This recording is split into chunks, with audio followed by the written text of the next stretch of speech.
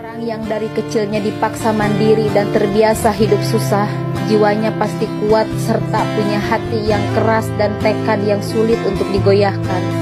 Dan sudah tidak canggung lagi ketika menghadapi lika-liku kehidupan yang dia lewati.